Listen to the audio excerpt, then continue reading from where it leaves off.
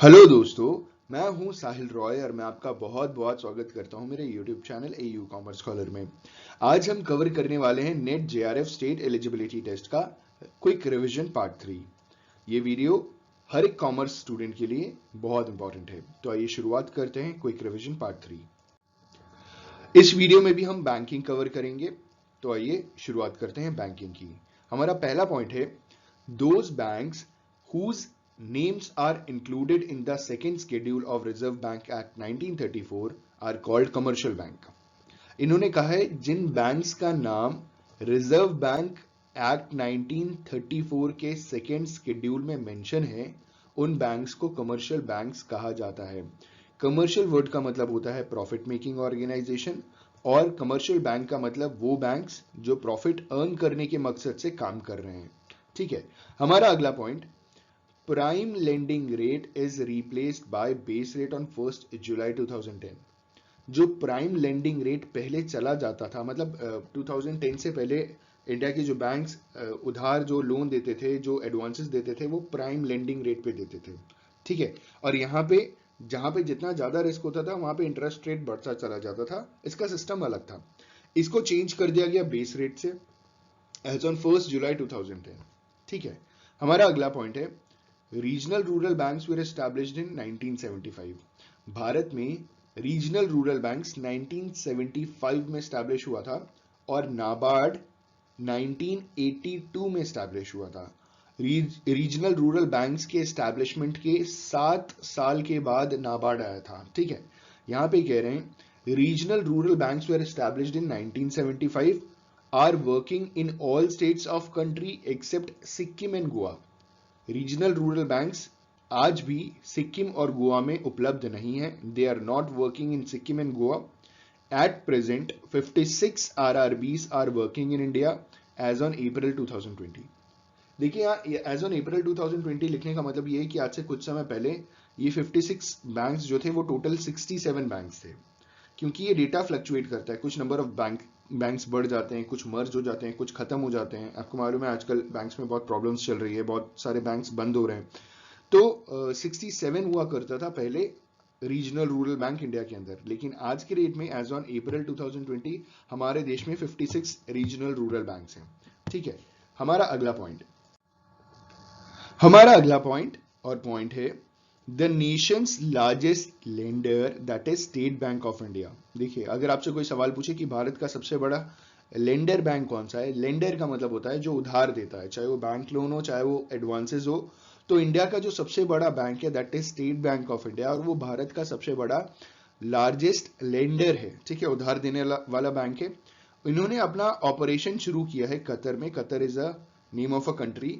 Bye opening a branch in Qatar financial centre दोहा।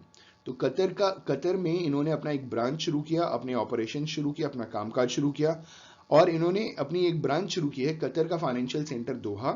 और दोहा की अगर हम बात करें तो Doha is the capital of Qatar. ठीक है, हमारा अगला पॉइंट है हमारा, RBI occupies the apex position in Indian money market. देखिए, इंडिया का जो फाइनेंशियल मार्केट है ना, दो पार्ट में डिवाइडेड है। एक है मनी मार्केट, दूसरा है कैपिटल मार्केट। तो इंडिया का जो मनी मार्केट है उसमें आरबीआई ने एक एपेक्स पोजीशन अक्वायर करके रखा है, मतलब on the top position acquire करके रखा है। और आरबीआई ही इंडिया का जो मनी मार्केट है उसको रेगुलेट करता है मॉनेटरी पॉलिसीज बना करके।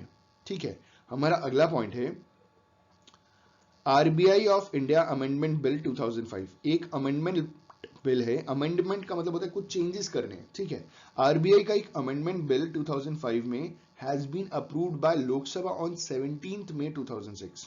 ठीक है, ये बिल अप्रूव हो गया लोकसभा में 17 मई 2006 को।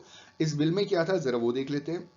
This bill amends the RBI act for providing flexibility to the central bank in India fixing CRR and SLR.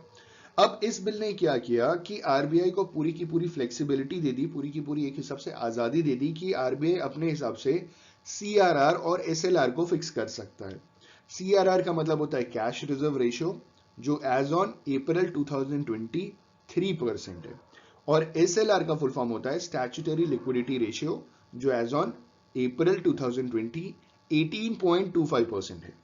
CRR वो पैसा होता है जब हम अपने बैंक में कुछ भी पैसा जमा करते हैं तो बैंक क्या करता है, उसका कुछ पोर्शन उठा करके रिजर्व बैंक ऑफ इंडिया में ले जाकर के जमा कर देता है। This is called CRR।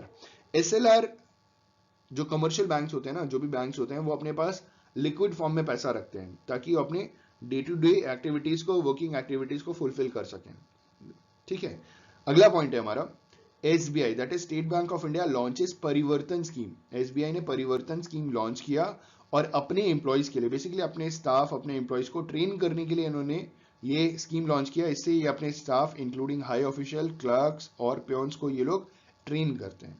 ठीक है, हमारा अगला पॉइंट, अब हम बात करेंगे मेगा मर्जर जो अप्रैल 2020 में हो चुका है पब्लिक सेक्टर बैंक्स का। तो चलिए शुरुआत करते हैं। पहला पॉइंट है हमारा इसमें कि oriental bank of commerce and United bank of India merged into Punjab national bank. After the merger these together will form the second largest public sector bank in the country after state bank of India SBI। देखिए, state bank of India Bharat का सबसे बड़ा public sector bank है। इसके बाद अब नाम आ गया है पंजाब नेशनल बैंक का, क्योंकि पंजाब नेशनल बैंक में दो बैंक्स का मर्जर हो चुका है, that is oriental bank of commerce जिसे OBC भी कहते हैं और यूनाइटेड बैंक ऑफ इंडिया। ठीक है, ये दोनों मर्ज होकर के पंजाब नेशनल बैंक के साथ जुड़ चुके हैं और पंजाब नेशनल बैंक इंडिया का दूसरा सबसे बड़ा पब्लिक सेक्टर बैंक बन गया है after state bank of India. हमारा अगला point, syndicate bank merged into Canara bank. Syndicate bank किसके साथ मर्ज हुआ है? केनरा बैंक के साथ। Which became the fourth largest public sector lender. तो लेंडर मतलब जो एडवांसेस और लोन्स देते हैं, तो ये भारत का चौथा सबसे बड़े लेंडर्स बन चुके हैं और ये दो बैंक्स थे, सिंडिकेट बैंक और केनरा बैंक, इन दोनों का मर्जर हुआ है। ठीक है, हमारा अगला पॉइंट है Indian bank merged with Allahabad bank. Indian bank किसके साथ मर्ज हो गया? इलाहाबाद बैंक के साथ मर्ज हो गया। ठीक है, हमारा अगला point, union bank of India merged with Andhra bank and corporation bank. Union bank of India merge हो गया आंध्रा बैंक और कॉर्पोरेशन बैंक के साथ। हमारा अगला point, customers including depositors of merging bank will be treated as the customers of the bank in which these banks have been merged with effect from 1 April 2020।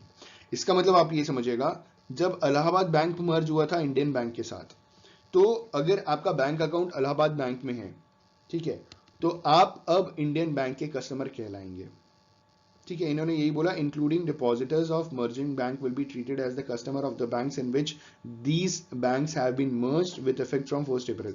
तो अब आप किसके कस्टमर हो गए? क्योंकि इलाहाबाद बैंक मर्ज होकर के इंडियन बैंक की कैटेगरी में चला गया, तो अगर आपका बैंक अकाउंट इलाहाबाद बैंक में है तो अब आप इंडियन बैंक के कस्टमर हैं, क्योंकि इलाहाबाद बैंक अब नाम खत्म हो चुका है, अब वो हो चुका है इंडियन बैंक। ठीक है, अब आपको ATM, चेक बुक्स जो भी मिलेगा वो इंडियन बैंक के नाम से मिलेगा, ना कि इलाहाबाद बैंक के नाम से मिलेगा। ठीक है, हमारा अगला point, after the merger there will be 12 public sector undertakings. जो मर्जर के बाद 12 पब्लिक सेक्टर अंडरटेकिंग्स होंगी, जिसमें इन्होंने कहा 6 मर्ज bank and 6 independent public sector banks. 6 merge bank होगा और 6 इंडिपेंडेंट पब्लिक सेक्टर बैंक होगा। अगला पॉइंट कह रहे हैं कि 6 मर्ज बैंक्स कौन कौन से हैं? 6 merge banks SBI, bank of Baroda, Punjab national bank, Canara bank, union bank of India और इंडियन बैंक। और अगला पॉइंट कह रहे हैं कि 6 इंडिपेंडेंट बैंक्स कौन कौन से हैं? तो Indian overseas bank, UCO bank, bank of Maharashtra, Punjab and Sind bank, bank of India, central bank of India. ठीक है, ये सारे के सारे इंडिपेंडेंट बैंक्स हैं। अगला पॉइंट है हमारा अगला point, the oriental bank of commerce and the united bank of India started their operation as the branches of Punjab national bank. मतलब ये दो बैंक किसमें मर्ज हुए हैं? Punjab national bank, as on 1 April 2020। ठीक है, दूसरा पॉइंट कह रहे हैं कि syndicate bank started working as a branch of Canara bank as on 1 April 2020। Syndicate bank किसका ब्रांच बन गया? केनरा बैंक का। ओरिएंटल बैंक ऑफ कॉमर्स किसका बन गया? पंजाब नेशनल बैंक का। यूनाइटेड बैंक किसका बन गया? पंजाब नेशनल बैंक का। अगला पॉइंट कह रहे हैं कि similarly Allahabad bank branches is treated as the branch of Indian bank. ठीक है, इलाहाबाद बैंक ब्रांचेस जो इलाहाबाद बैंक के जो ब्रांचेस हैं वो किसके बैंक ब्रांच ट्रीट किए जाएंगे? इंडियन बैंक के। और हमारा अगला पॉइंट जो आखिरी पॉइंट है, all branches of Andhra Bank and Corporation Bank are functioning as Union Bank of India branch with effect from 1 April 2020। 1 April 2020 के तहत आंध्रा बैंक के सारे ब्रांचेस और कॉरपोरेशन बैंक के सारे branches union bank of India के branches के तौर पे काम करना इन्होंने शुरू कर दिया है। ठीक है, I just hope and believe कि वीडियो आपके लिए बहुत बेनिफिशियल रहा होगा, बहुत कुछ सीखने को मिला होगा। अगर वीडियो पसंद आए या वीडियो में किसी तरीके का आप कोई चेंज चाहते हैं तो कमेंट करके जरूर बताइएगा। Thank you so much. ऐसे और भी इंटरेस्टिंग और इन्फॉर्मेटिव वीडियोस लेकर के हम हाजिर होते रहेंगे। Thank you so much. Have a good day and all the best for your examinations.